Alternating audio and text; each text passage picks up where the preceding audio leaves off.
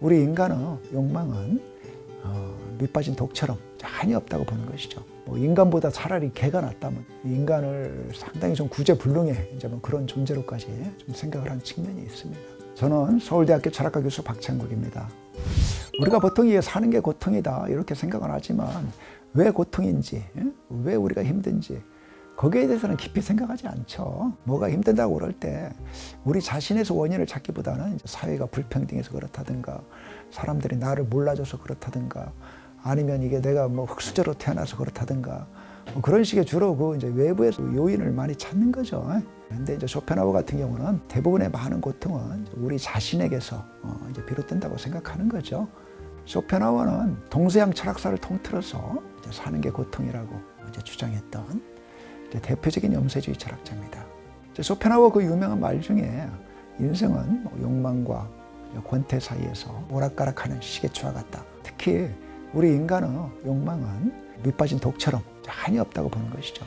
그래서 우리는 어떤 욕망이 충족되어도 또 이제 보다 더 나은 것, 그런 것에 대한 그 욕망이 또 시달리고 또 일시적으로 어떤 욕망이 충족되어도 행복감은 사실상 오래가지 않고 권태감을 느낀다고 보는 겁니다. 그래서 쇼펜하우어는 민중들의 고통은 그 욕망이 충족되지 않는 데서 오는 고통이겠지만 대부분의 그 욕망이 충족되는 이제 그 귀족계층의 고통은 이제 권태라고 봤습니다. 심지어 그 천국에 가도 크게 행복하지 않을 거라고 봤습니다. 거기에서는 이제 인간의 모든 욕망이 거의 다 충족되는 그런 상태일 것이기 때문에 권태가 지배할 것이다. 그렇게 봤었던 것이죠. 쇼펜하우어는 18세기 말에 태어나서 19세기 중반까지 활동했던 그 철학자입니다. 쇼펜하우어 이전에 그 서양 철학에서는 그 인간을 이성적 동물로 보는 견해가 지배적인 그런 입장이었습니다. 그런데 쇼펜하우어는 인간을 이성의 동물이라기보다는 욕망의 동물로 봤습니다. 그리고 이제 이성은 오히려 그 욕망을 충족시키기 위한 하나의 이제 도구적인 역할을 할 뿐이다. 그런 식으로 이제 주장을 했던 철학자죠. 이런 면에 있어서 쇼펜하우어는 전통 철학적인 그 사고방식을 전복시켰던 그런 철학자라고 볼 수가 있습니다. 특히 이제 니체 같은 철학자들, 또 프로이트 같은 심리학자들, 이런 사람들도 그 쇼펜하우어에게서 아주 큰 영향을 받았던 것이죠. 톨스토이의 서재에는 쇼펜하우어의 사진이 유일하게 걸려 있었다고 합니다. 인류 역사상 그 최고의 존재는 쇼펜하우어다. 그렇게까지 이야기를 했었고요. 쇼펜하우어는 이제 지독한 어떤 그 이제 인간 혐오주의자였고, 인간보다 차라리 개가 낫다면 이제 이런 식의 이야기까지 했었죠. 그래서 이제 쇼펜하우어가 결혼도 안 하고 혼자 살았는데 이제 개 한 마리랑 같이 살았습니다. 헤겔이라고 이름을 붙였어요.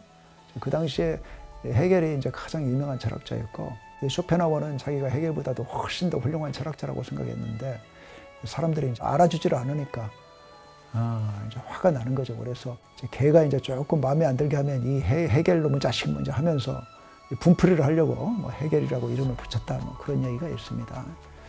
근데 나중에 가서 이 개의 이름을 이제 아트만이라고 붙였어요. 아트만은 그 이제 인도의 그 우파니샤드에 나오는 개념인데 우리 내면에 이제 어떤 것 참된 그 영원한 자아를 가리킵니다. 개랑 살면서 가만히 보니까 이게 개가 인간보다 훨씬 낫단 말입니다. 개는 사실 별로 욕망이 없지 않습니까? 자그마한 어떤 그 욕망만 충족되면 주인한테 이제 정말 이게 충성을 다하고 참된 자아를 이제 가리키는 이제 아트만이라는 이제 그런 명칭을 개한테 이제 붙여준 거죠.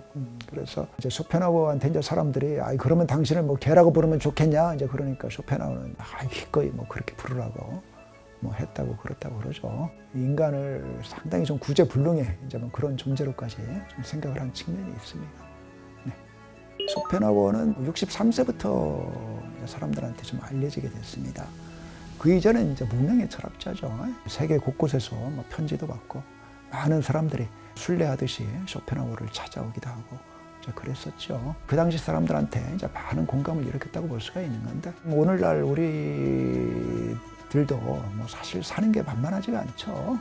누구나 사는 게 그렇게 쉽게 이루어지는 사람은 좀 그렇게 많지 않을 거라고 생각합니다. 심지어 재벌 같은 사람들도 나름대로의 또 고통이 있는 것이죠. 인간은 시대에 따라서 변하기도 하지만 인간의 어떤 그 불변적인 속성은 여전히 계속되는 그런 면에 있어서 쇼펜하우어 철학은 시대를 뛰어넘어서 우리에게 여전히 큰 호소력을 갖는 그런 철학이라고 생각을 합니다.